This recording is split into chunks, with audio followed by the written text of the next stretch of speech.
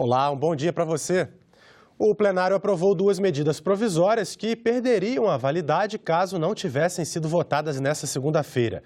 A que visa combater irregularidades na Previdência e a que estende a data limite de gratificações a servidores da AGU. Outras duas MPs com o mesmo prazo de vencimento não foram votadas e perderam o efeito. As medidas chegaram ao Senado na última quinta-feira, a 4 dias do vencimento. A MP 872 prorroga até dezembro de 2020 o prazo de pagamento de gratificações a servidores requisitados pela Advocacia Geral da União. A 871 cria um programa de revisão de benefícios do INSS e restringe o auxílio reclusão aos presos do regime fechado. O auxílio reclusão vai se prestar só ao preso que estiver no regime fechado, porque o que for para o semiaberto, ele já tem capacidade de trabalho, senador Girão.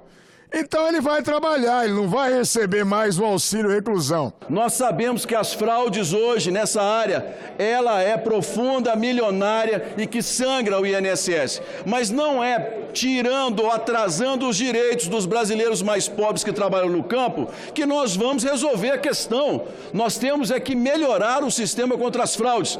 Esse ponto que a partir de 2020 se torna obrigatório pelo Cadastro Nacional de Informações Sociais, poderia e deveria ser rediscutido.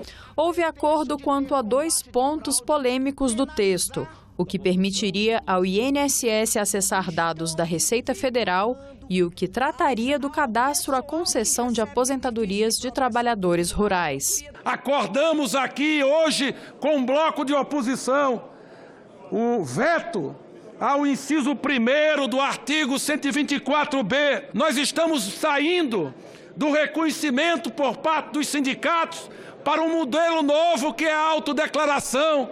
É assim que é no imposto de renda. Vai valer o que o beneficiário falar e dizer. O governo vai acessar apenas os dados do cadastro para confirmar as informações.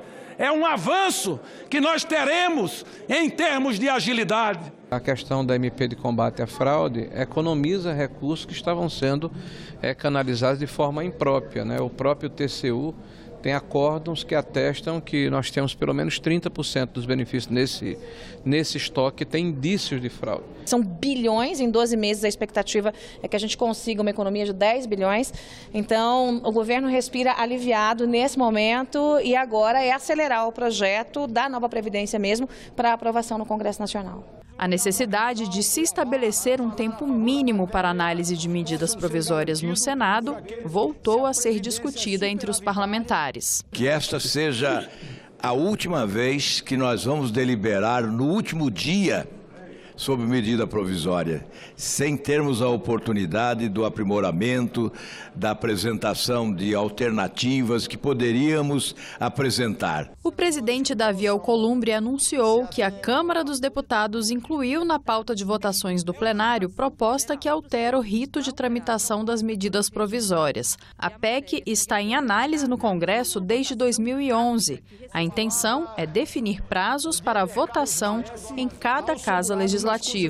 O acordo construído com o presidente Rodrigo Maia se consolidou com a matéria incluída na pauta da Câmara dos Deputados como item 3º. Ou seja, em breve teremos a votação desta emenda constitucional na Câmara dos Deputados, que dará tranquilidade para o Senado Federal resolver de uma vez por todas esse período de avaliação e de discussão das medidas provisórias. Sem a votação da PEC que garante, Fernando Bezerra, a tramitação adequada das MPs, o nosso trabalho aqui vai ser sempre exposto no limite do ridículo. E esse é um limite que o Brasil não suporta mais. Mais 2 medidas provisórias que também tinham o prazo de vigência esgotado nessa segunda-feira não foram colocadas em pauta no Senado. A MP 867, que prorrogava o prazo de adesão do produtor rural ao Programa de Regularização Ambiental, e a 868, que alterava o marco legal do saneamento básico.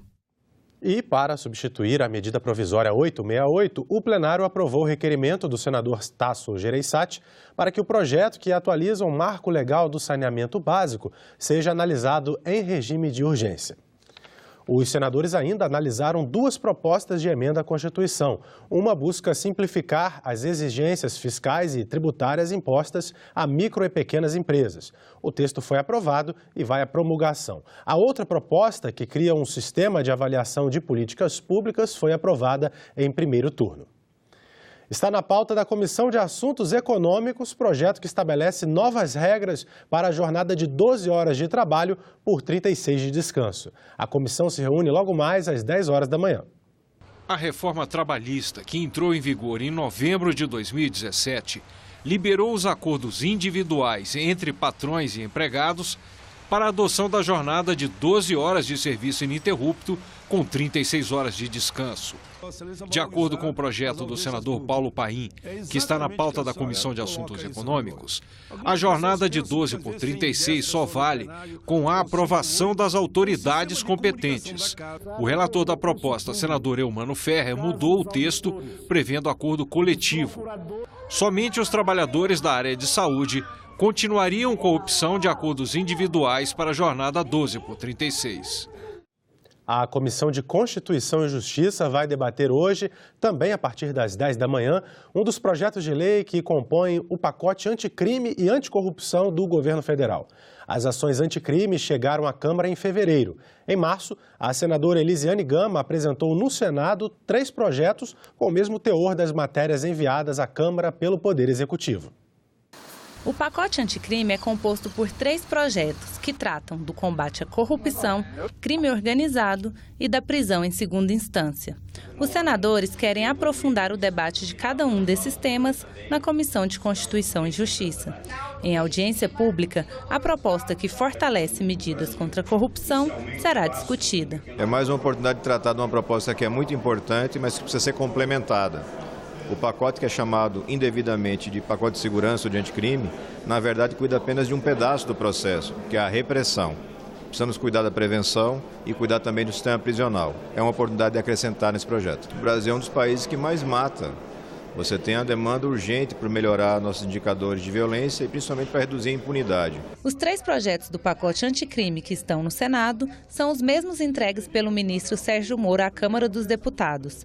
As propostas foram reapresentadas no Senado pela senadora Elisiane Gama, apenas para que os parlamentares economizem tempo no debate. A nossa ideia, na verdade, é fazer uma ação conjunta que envolva o Congresso Nacional. Nós temos hoje 2 pautas importantes no Brasil. Nós temos a pauta da Previdência, que é necessária, não é, do ponto de vista econômico, pelos ajustes que são necessários no Brasil. E nós temos a outra pauta que é fundamental no Brasil, que é o combate ao crime organizado, que é o combate à corrupção, ao narcotráfico. Outras comissões também se reúnem hoje. Vamos conferir. Às 9 horas, na Comissão de Educação, vai ser realizada audiência pública para debater a implantação das novas universidades federais que foram criadas no ano de 2018. Na Comissão de Direitos Humanos, o debate vai ser sobre a Previdência, com foco nas Forças Armadas. Às 11 horas, na Comissão de Infraestrutura, o ministro da pasta, Tarcísio Gomes de Freitas, expõe detalhes das mudanças no sistema ferroviário brasileiro. Às 11h30, na Comissão de Transparência, Governança, Fiscalização e Controle e Defesa do Consumidor, pode ser votado o projeto que estabelece a Política Nacional de Racionalização e Combate ao Desperdício de Água. E à 13h, na CPI de Brumadinho, haverá audiência pública com o secretário de Infraestrutura Hídrica, de Comunicações e de Mineração do Tribunal de Contas da União. Os polinizadores são essenciais na produção de muitos alimentos que consumimos. Em geral, são insetos, particularmente as abelhas, mas entre os polinizadores há também aves e até mamíferos. Um projeto em tramitação no Senado quer inserir na legislação a proteção a esses animais muito atacados pelos agrotóxicos. Imagine um mundo sem abelhas. A gente não para pensar nisso, mas um mundo sem abelhas é também um mundo sem melões, laranjas, limões, maçãs, maracujás. As abelhas são as responsáveis pela polinização de quase todas as flores que geram essas frutas. São as chamadas culturas dependentes, já que são as abelhas que fazem a fecundação das plantas. Em maior ou menor grau, elas auxiliam 60% da fertilização das quase 150 espécies de plantas cultivadas para alimentação humana e animal. um serviço que elas prestam de graça, mas que os economistas calculam em 350 bilhões de dólares. A soja, ela pode ter um acréscimo de polinização pelo menos de 19%. Muitos vão falar a soja é autopolinizável. Ela é autopolinizável, mas quando você acrescenta a polinização da abelha, você vai aumentar a capacidade produtiva. E isso representa tamanho de grão, quantidade de potencial de óleo e assim vai. Mas as abelhas estão sumindo.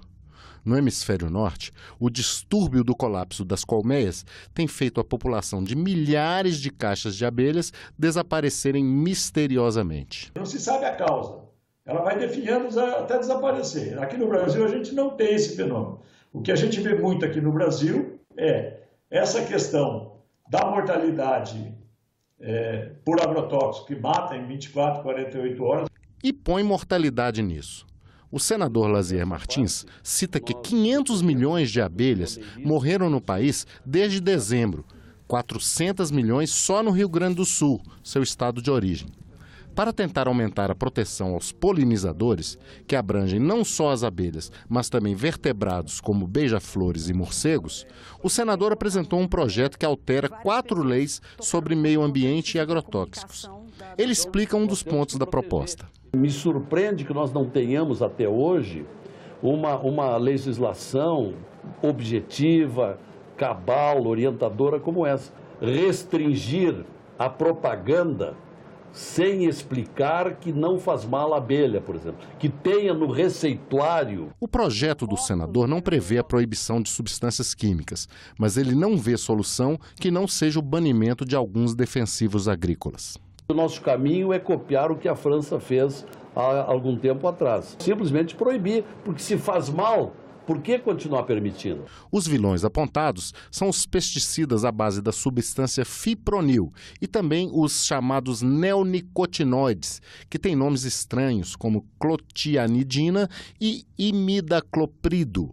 Essas substâncias estão sendo reavaliadas pelo IBAMA, que em 2012 limitou sua aplicação aérea às culturas de algodão, soja, cana-de-açúcar, arroz e trigo. Os países desenvolvidos começaram a rever os seus esquemas de avaliação de risco depois de 2008. Por quê? Foi a primeira vez que aconteceu um grande acidente na Alemanha, que envolveu, inclusive, um neonicotinoide, foi, inclusive, o que trouxe essa questão toda dos neonicotinoides. Houve o plantio de sementes tratadas com neonicotinoide. Até então, ninguém não se preocupava muito com a relação do tratamento de sementes, porque ninguém imaginava que essa poderia ser uma forma de exposição das abelhas.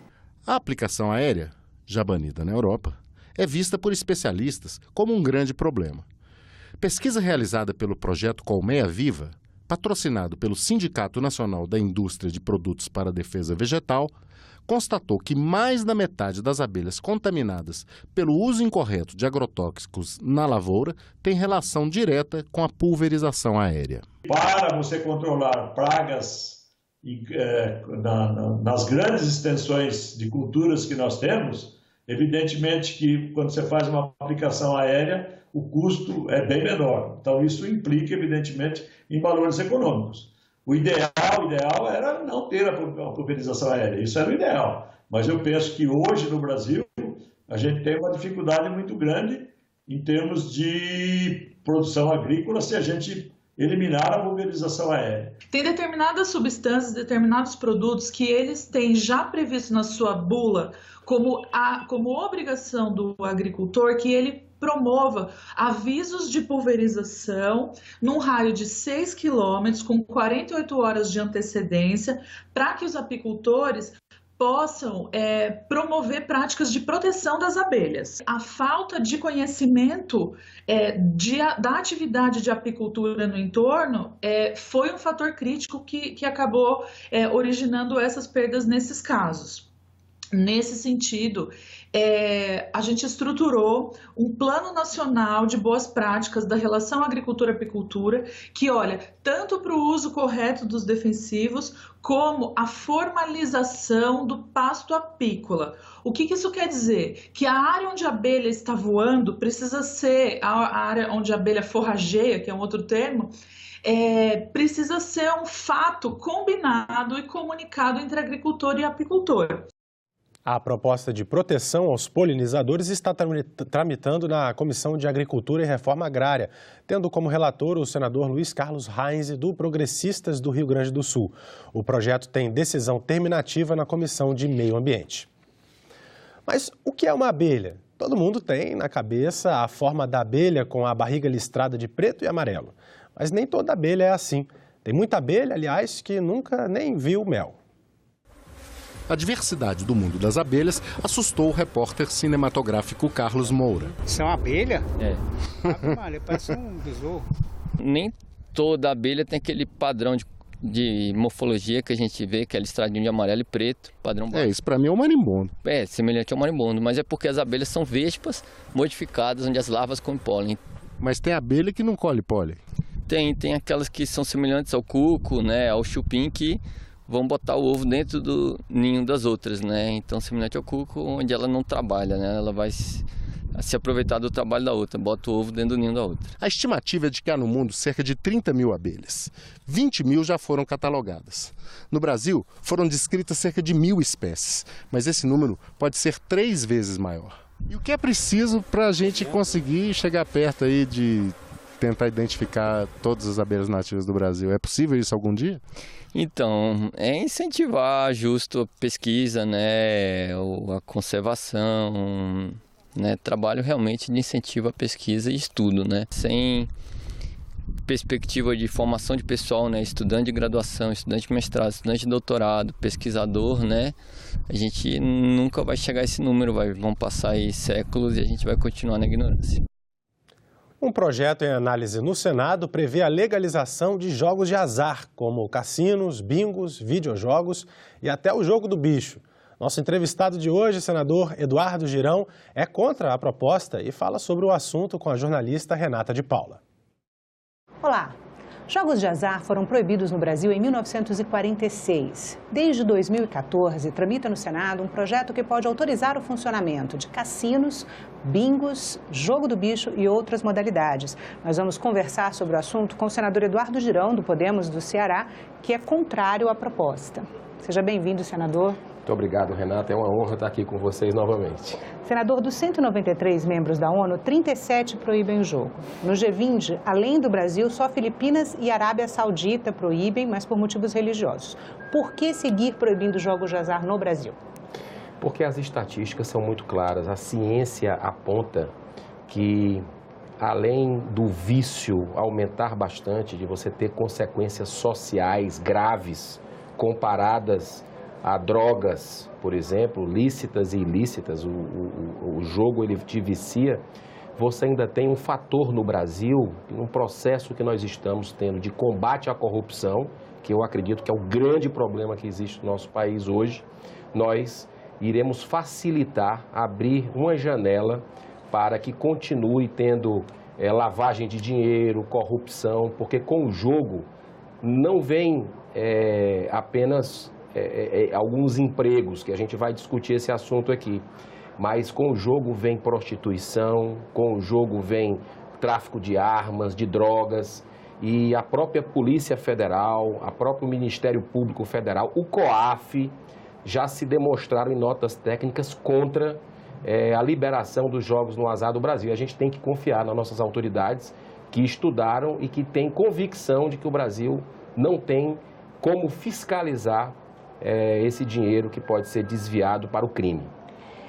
Hoje o Brasil não tem uma estrutura de fiscalização que dê conta, né, dessa nova atividade econômica. Mas o senhor imagina que não deveria ter, porque essa estrutura pode até ser construída, se for o caso, né, do Brasil politicamente optar por ter a legalização dos jogos. Olha, os próprios órgãos brasileiros mostram que não tem condição, né, que a estrutura não existe. Né? Hoje a estrutura não existe. E mesmo que existisse, né, você poderia coibir a questão tanto dos empresários como os jogadores que querem se utilizar mal do dinheiro, mas como você vai conseguir evitar o vício, né? Por exemplo, a USP, no seu laboratório de patologia, mostrou que desde a lei Zico, né, que tinha liberado os bingos no Brasil, aumentou 4 vezes, vou repetir, 4 vezes as pessoas que tiveram problemas com vício, né? Então, assim... Vício em jogo. Vício em jogo. Então, é algo que te causa fissura, compulsão, né? Porque é como uma droga. Você vê os principais prejudicados naquela época dos bingos, né? Além da corrupção que houve, a lavagem de dinheiro, desvio, enquanto o Caixa 2, a cada dia que passa você está tentando fechar no Brasil, com a liberação dos jogos de azar, abre essa perspectiva, mas você percebe que os aposentados serão as maiores vítimas da jogatina, porque o nome já está dizendo, jogo de azar. Jogo de azar, quem ganha é o dono da banca. É feito ali, você perde a noção do tempo, você não tem, muitas vezes, a luz do sol não entra lá para você não saber se está de noite ou está de dia. É tudo feito com sons, com algo assim voltado para você entrar naquilo e não sair mais. Então, aposentados perdem tudo. Nós temos casos. Era bom que a gente pudesse, em audiências públicas aqui no Senado Federal, trazer pessoas que foram vítimas disso, né? Que perderam casa, perde família, e nós temos que defender as famílias do Brasil, e até suicídio. Tem muitos casos de pessoas que perderam ali um vazio existencial muito grande que a pessoa tem, vai para o jogo, porque ali tem todo aquele glamour, e você perde, depois você não tem mais o que perder, e muitos tiram a própria vida. Senador, mas isso já não acontece hoje? Não existe o jogo na clandestinidade no Brasil?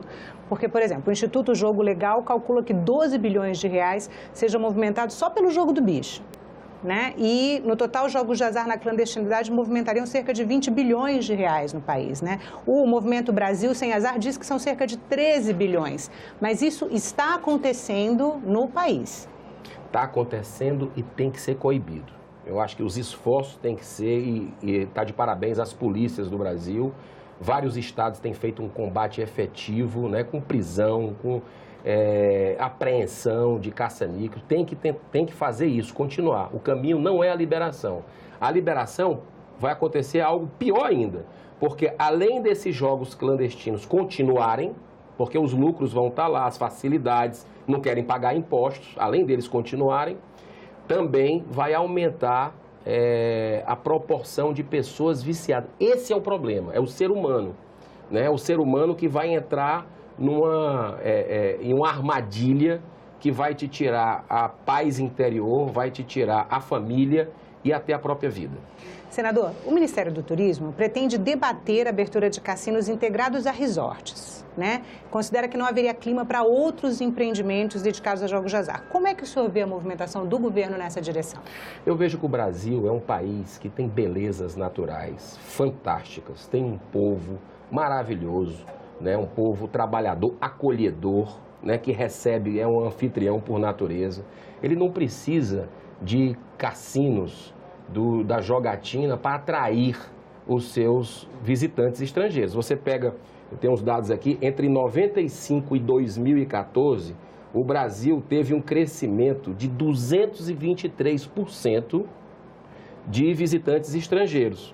Enquanto países que têm os jogos legalizados, como Portugal e a África do Sul, juntos aumentaram em 112%.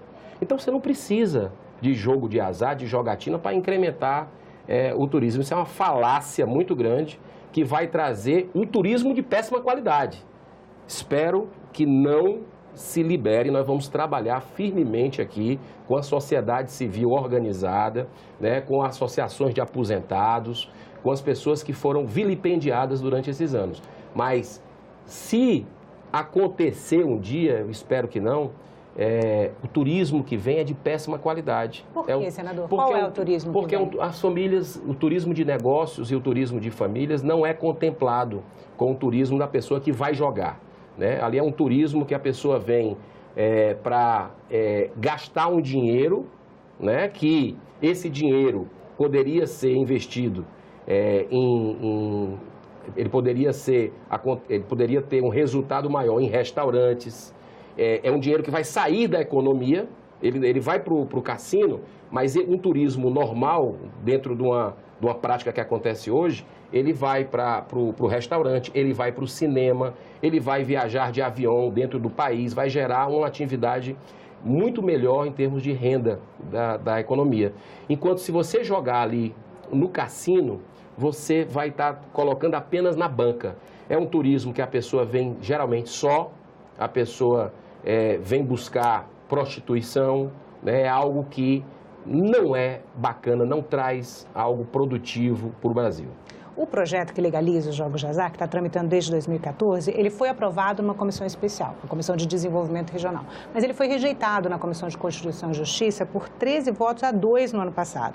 Como é que o senhor percebe a relação do Senado atualmente, nessa nova legislatura que o senhor está chegando, né, com o conceito da legalização dos jogos de azar? Eu percebo que o lobby, o interesse financeiro, que esse é o grande objetivo, né, ele não vai parar. Ele vai tentar conseguir levar senadores para conhecerem cassinos, ele vai tentar agir com informações que são equivocadas, porque o objetivo é dinheiro.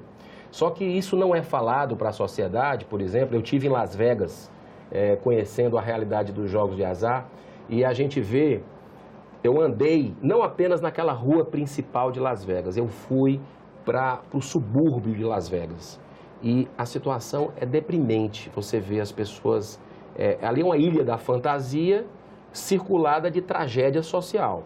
Estudos mostram, inclusive o economista Gazel, Ricardo Gazel, que é um grande pesquisador do assunto, que estudou nos Estados Unidos, inclusive, ele mostra que a cada $1 arrecadado com a liberação dos jogos de azar, ou seja, a jogatina legalizada, você gasta $3 com prejuízo social. Pessoas que entram que ficam com problemas mentais, né, provocados pelo vício, a segurança pública, né? E tem um detalhe, 8% do aumento de problemas de furto, né? Porque onde você tem o jogo de azar dentro da sociedade, você tem um aumento de 8% dos crimes. Então, estão se dizendo aí 15 a 20 bilhões que vai gerar na economia, mas vai perder 4,5 bilhões, segundo o Movimento Brasil Sem Azar, que estuda isso